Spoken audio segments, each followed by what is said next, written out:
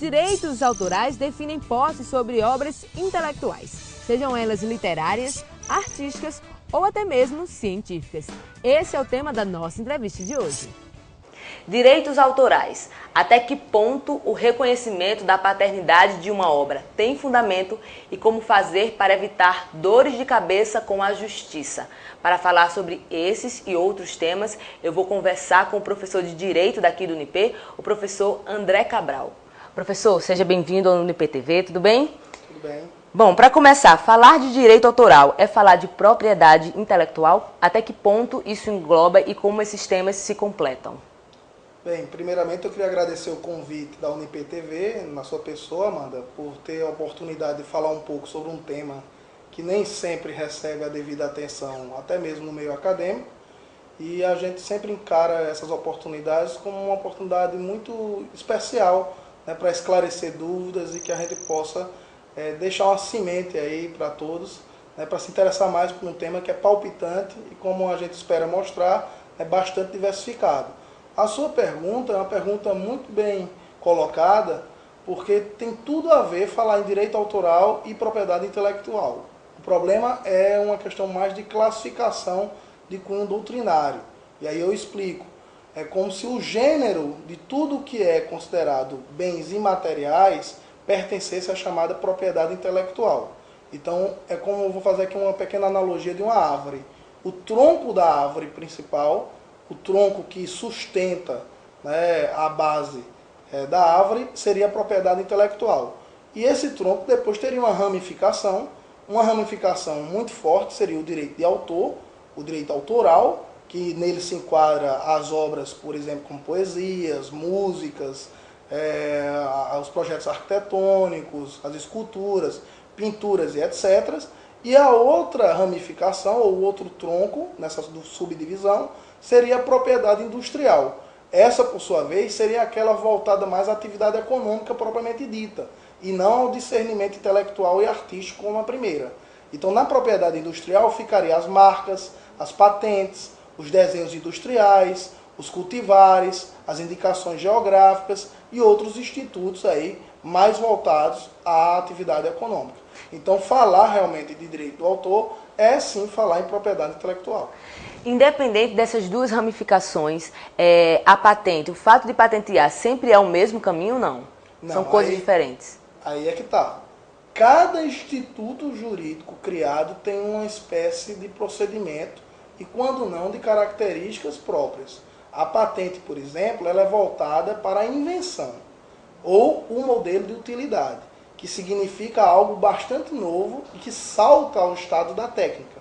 Você precisa criar algo, de certa forma, revolucionário, inovador, que a gente chama inovador ou original, que tenha uma utilidade industrial nova também. Então você tem que adequar esses requisitos e pedir uma carta patente, que pode ser, né, uma carta patente de invenção, quando esse algo é realmente muito inovador, ou apenas quando você aprimora algo que já existe, um modelo de utilidade, que seria uma carta patente de modelo de utilidade. Sendo que, quando você já vai, por exemplo, o registro de marcas, que está também dentro da propriedade industrial, você já tem um outro tipo de procedimento. E aí até os prazos são diferentes. Por exemplo, um prazo máximo de proteção patentária, ou seja, de uma patente, é 20 anos. Já um prazo de proteção de uma marca é indefinido. Você tem, por exemplo, eu vou dar um exemplo clássico, a Coca-Cola é uma marca registrada há mais de 100 anos. Então você tem aí regras diferentes para institutos diferentes, com finalidades diversas. Então, ou seja, cada caso é um caso, tem que ser analisado de forma separada. Perfeito. É lúcido e cabível falar de direitos autorais na nossa realidade, claro, depois do advento da internet? Eu diria que sim. Eu acho que há de certa forma, uma tentativa, às vezes até de uma polêmica exagerada na questão da internet. A internet é revolucionária como meio, mas como, digamos assim, como conteúdo, eu não vejo tanta revolução na internet. Ou seja, o que é que ela produz? Imagens. Então, antes a gente tinha as imagens aonde? Nas fotografias. Nós tínhamos imagens aonde? Nas publicações de revistas, periódicos e outras formas. Hoje a gente tem essas imagens agora no meio digital, no meio virtual. Então é apenas uma necessidade de adaptação. Não há como, a nosso sentir, defender o fim dos direitos autorais em virtude da revolução digital, de forma alguma. A revolução digital, como uma série de outros ramos que já se discutiu isso, né? Será que a internet se aplicava ao direito penal? Né? Se discutia esse tipo de coisa no início? Lógico que sim, a resposta foi sim. Então, da mesma forma, quem viola direitos autorais no âmbito virtual também está sujeito às penalidades normais. Ou seja, eu não posso, a pretexto de estar, né, numa seara nova, utilizar imagens não autorizadas. Eu não posso, né, a pretexto de estar, né, num site, às vezes até sem fins lucrativos, né, utilizar uma obra criada por outra pessoa sem autorização. Claro que é normal que houve uma certa adaptação a esse meio, um meio onde as coisas são muito mais rápidas, voláteis, e alguns autores, inclusive também de direito autoral das mais diversas obras, acabaram relativizando também o policiamento de sua obra, porque enxergam, às vezes até na internet, um grande instrumento de divulgação. Mas você não pode dizer que não se aplica as regras de direito de autor no ambiente virtual. Se uma obra fica disponível na rede e aí é consumida por terceiros que não tinham autorização para isso, quem deve ser punido? Esses consumidores ou o provedor que disponibilizou esse material na rede? Bem, a pergunta é interessante, mas a gente tem que atentar para as peculiaridades de cada caso. Eu diria que vai depender muito de como o conteúdo foi disponibilizado, a forma dessa disponibilização, como também a forma, né, de obtenção desse conteúdo pelo consumidor, como assim você se referiu. Porque desde o primeiro momento, quando eu lanço qualquer conteúdo na internet, eu tenho que pensar como foi a forma que eu coloquei. Se eu abertamente autorizo o uso, qualquer uso que se faz daí para frente é um uso permitido. E essa é a opção de alguns. Algumas pessoas disponibilizam material na internet e já avisam que aquele material pode ser utilizado desde que com referência à devida fonte. É uma opção. Já tem pessoas que, quando disponibilizam um conteúdo na internet, deixam claro que aquele conteúdo está protegido, né, quanto a direitos do autor. Seja utilizando o Czinho, que é o famoso Czinho como parecendo um arroba, né, mas é um Czinho dentro, que é o copyright, né, o sinal de copyright, que é direito do autor, né, em inglês. Seja com o TM, que é o trademark, que é a marca registrada, né, no âmbito, por exemplo, né, dos países com língua inglesa, seja com o nosso Rzinho, que é o nosso registro de marca, né, também lá indicado. O que acontece é que muitas pessoas ignoram esses símbolos e esses avisos e ainda assim propagam conteúdo.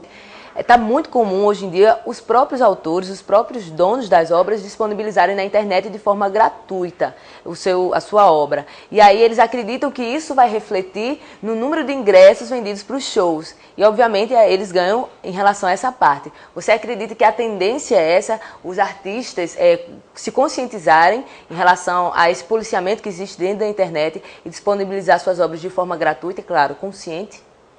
Eu não posso afirmar necessariamente que é uma tendência geral, mas eu diria que é mais um instrumento. Né? Há, historicamente, casos como, por exemplo, a banda americana Pearl Jam, que já na década de 90, ela praticamente disponibilizava todo o seu conteúdo, né, de todo o seu disco, de forma gratuita para download na internet. E era uma banda já mundialmente conhecida, optando, né, pela arrecadação, vamos dizer assim, dos seus ganhos econômicos concentradas na venda do ingresso, como bem colocado na sua pergunta. Já aqueles que mesclam, que toda obra preferem lançar um hit ou outro na internet, como forma de divulgação, mas não abrem mão dos direitos autorais, né, para disponibilizar na forma dos videogramas normais, como DVD, ou mesmo só nas versões exclusivamente sonoras, como o próprio CD, que ainda, né, embora com uma vendagem menor, ainda existe a venda de CDs. Daqui a pouco a gente volta a falar sobre direitos autorais. Enquanto isso, a gente fala sobre o projeto Sala de Ações, parceria do Unip com a UFPB e aberto de forma gratuita a toda a comunidade. O nosso convidado de hoje é Sinédio Maia, professor de economia da UFPB e que dá dicas de como você deve investir no mercado de finanças sem ter dores de cabeça. Bom, para aqueles que estão interessados em se beneficiar um pouquinho mais do mercado mais arriscado, como por exemplo a Bolsa de Valores, né? Você primeiramente tem que se associar a uma corretora, né? Você tem que fazer um cadastro numa corretora, e isso é gratuito, né? Logo após, você também não tem um valor que você mínimo, né, que você precisa. Entretanto, você precisa analisar custos, né, porque a compra de uma ação, ela tem um valor, de repente a ação custa R$100, um lote de 100 ações, R$200, e você tem que fazer uma continha para ver se vai dar para você comprar. A primeira dica ficaria, por exemplo, você formar ou aderir a um clube de investimento. Clube de investimento é uma parceria que no mínimo 3 pessoas e no máximo 50 pessoas podem fazer, numa espécie de condomínio, e todo mês você fazer um aporte, por exemplo, de R$100. Todo mundo fazendo um aporte de R$100 dá um volume financeiro suficiente que você pode comprar mensalmente um lote maior de ações e de preços maiores. E assim você se beneficiar e ao mesmo tempo diluir custos em torno dessas 50 pessoas. Né? Essa é uma primeira alternativa para você acessar o mercado de ações de uma forma mais simples e mais fácil. Entretanto, lógico que você vai ter que eleger um gestor, lógico que você vai ter que eleger uma administradora e esse pessoal vai se responsabilizar por fazer essas transações iniciais. E você, ao mesmo tempo, vai ter informações para que possa acompanhar e monitorar todo o desempenho daquele clube e daquele seu capital que você está inserindo no clube. Os alunos do projeto Sala de Ações também participam do clube de investimento. Todo mês eles depositam uma quantia de R$100 que irá dar um retorno em breve. Genial essa ideia, não é não? Agora a gente vai a um rápido intervalo e voltamos daqui a pouquinho. Não sai daí.